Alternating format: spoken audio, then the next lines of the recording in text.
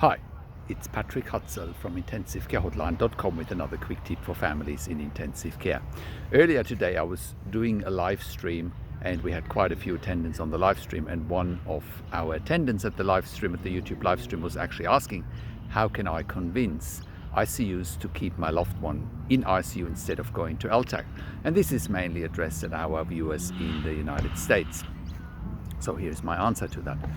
There's a number of things that you can do to convince them. Number one is that a patient who's critically ill in intensive care on a ventilator with a tracheostomy is so vulnerable that they shouldn't be going anywhere else, because they need a stable team that gets to know a patient and helps them from being weaned off the ventilator. That's one of the reasons. Number two is a patient that's ventilated with a tracheostomy needs one to two nursing care with an intensive care nurse at a minimum.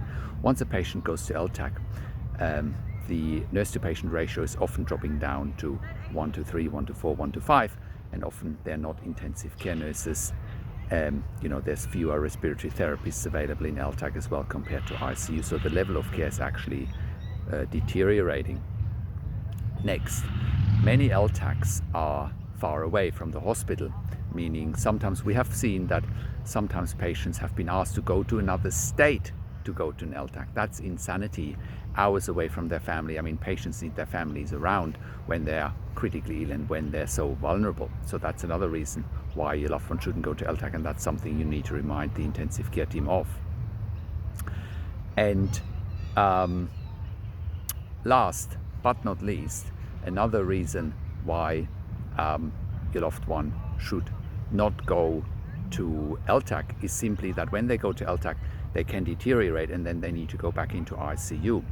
Now, I have seen patients going to LTAC, then they need ICU, and then they end up in another hospital because the ICU that discharged them doesn't have a bed available anymore. That is insanity in my mind, because think about it, your loved one is so vulnerable, he goes from ICU to LTAC and then bounces back into ICU, and within a few days, your loved one will be in 3 different facilities while they are critically ill. That is insanity. Again, just like I said in the beginning, a critically ill patient needs a stable team and not going from place to place. Now, if all of that fails, you should also look at intensivecareathome.com. Home care is often the best option when someone needs long-term ventilation with a tracheostomy. So go and check out intensivecareathome.com. And if you have a loved one in intensive care and you need help, go to intensivecarehotline.com, call us on one of the numbers on the top of the website, or send us an email to support@intensivecarehotline.com. Also, like this video, comment below what insights you have or what you want to see next. Subscribe to my YouTube channel for updates for families in intensive care, and click the notification bell.